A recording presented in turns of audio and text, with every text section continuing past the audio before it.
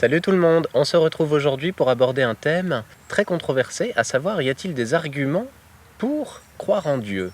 Des arguments bien évidemment tangibles, concrets, qui permettraient de rivaliser un petit peu avec la non-croyance des athées, des agnostiques, etc. Alors y a-t-il des arguments solides? Bonjour à tous. Précisons déjà que les gens qui se disent non-croyants se trompent sur la terminologie, parce qu'en fait ils sont croyants à leur façon, ils croient que Dieu n'existe pas. Les croyants croient que Dieu existe. Donc c'est assez commode de dire il y a les croyants qui prennent le risque de l'erreur parce qu'ils croient, et nous sommes des non-croyants, nous ne prenons pas le risque de l'erreur. Bien sûr qu'ils le prennent, puisqu'il n'a jamais été démontré que Dieu existait ou n'existait pas. Dans les deux cas, il s'agit d'une croyance. Cette chose étant dite, les agnostiques ne disent pas qu'ils ne croient pas en Dieu. Ils prétendent ne pas savoir, ils ne tranchent pas. Maintenant, y a-t-il des arguments solides? Alors, oui et non. Pourquoi cette réponse double? Parce que ça dépend de notre évolution, de notre niveau de perception. Si vous arrivez par la conscience à percevoir certaines réalités, vous ne pouvez pas douter de ce que vous percevez, puisque nous-mêmes ne doutons pas de ce que nos sens perçoivent.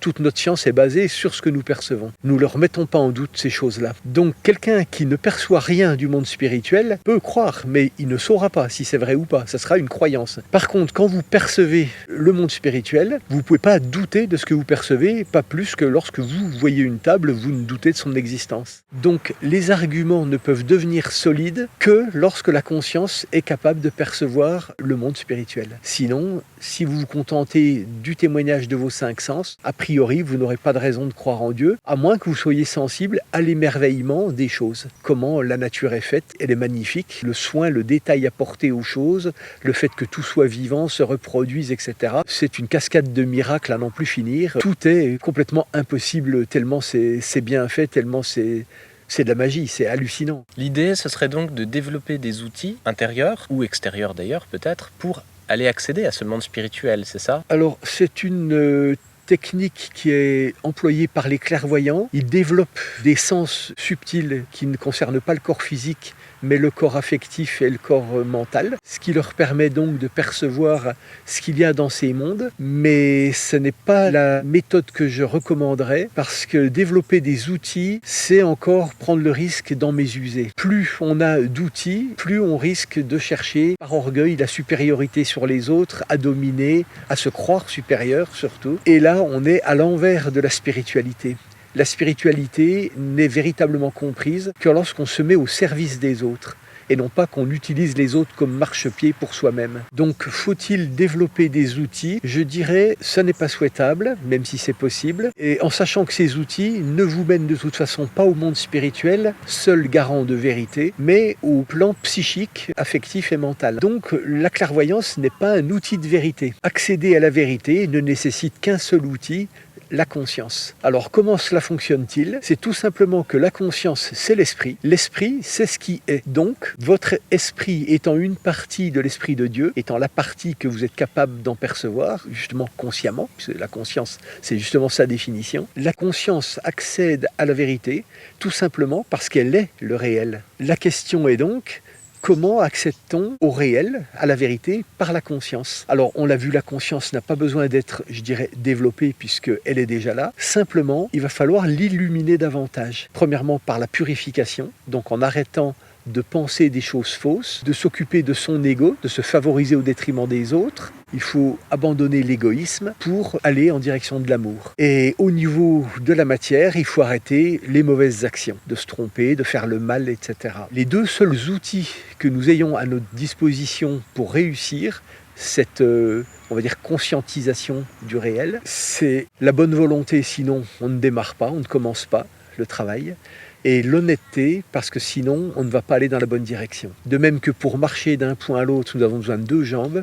Les deux jambes qui permettent de se déplacer dans le monde spirituel vers le centre, c'est la bonne volonté et l'honnêteté.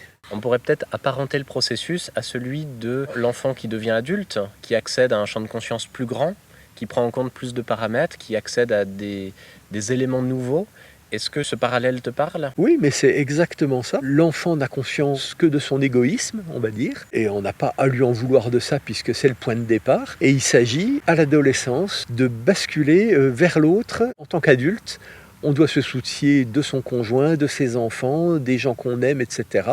Et le but étant bien sûr que la sphère de conscience devienne la plus vaste possible et la plus lumineuse possible et la plus pure possible. C'est la condition sine qua non pour accéder donc à des nouvelles données, des nouveaux paramètres. Voilà, on pourrait prendre l'exemple de la lumière. Si je ne peux éclairer qu'une petite sphère autour de moi, je n'aurai conscience que de ça. Si j'arrive à accroître la sphère de lumière et que la lumière soit assez brillante, etc., je verrai bien davantage. Et de même que la lumière physique nous permet de voir davantage de la réalité autour de nous, à l'intérieur de l'homme, la lumière spirituelle lui permet de prendre conscience de davantage de réel. Ce qui serait intéressant aussi de rappeler, c'est que l'intellect a besoin donc d'éléments à sa portée pour ensuite en tirer une conclusion. Et on peut peut-être souligner le fait que par l'intellect, en augmentant sa conscience, on va avoir des données suffisantes pour peut-être aller dans une direction qui laisserait penser qu'il y a un Dieu plutôt qu'il n'y en a pas.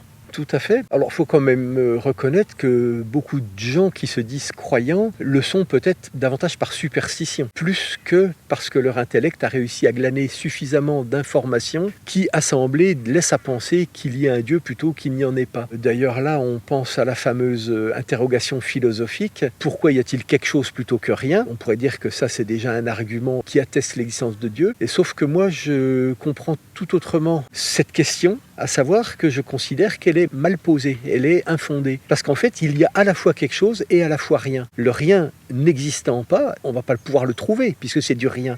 Mais il est là, il est bel et bien là. Le quelque chose, on peut le trouver, puisqu'on a des outils qui permettent de le détecter, les 5 sens. Donc il y a à la fois quelque chose que nos sens perçoivent, et le rien est également présent, est également une potentialité qui à tout instant existe bel et bien en tant que rien. Ça fait typiquement penser à la citation de Pascal. C'est exactement ça quand Pascal nous dit « Il y a assez de ténèbres dans l'univers pour que ceux qui ne veuillent pas le trouver, entre parenthèses Dieu, puissent ne pas le trouver, et il y a dans l'univers assez de lumière pour que ceux qui veuillent le trouver, bien sûr Dieu, puissent le trouver. » Eh bien, c'est sur cette pensée que nous allons conclure cette vidéo, et je vous dis à très bientôt. Au revoir.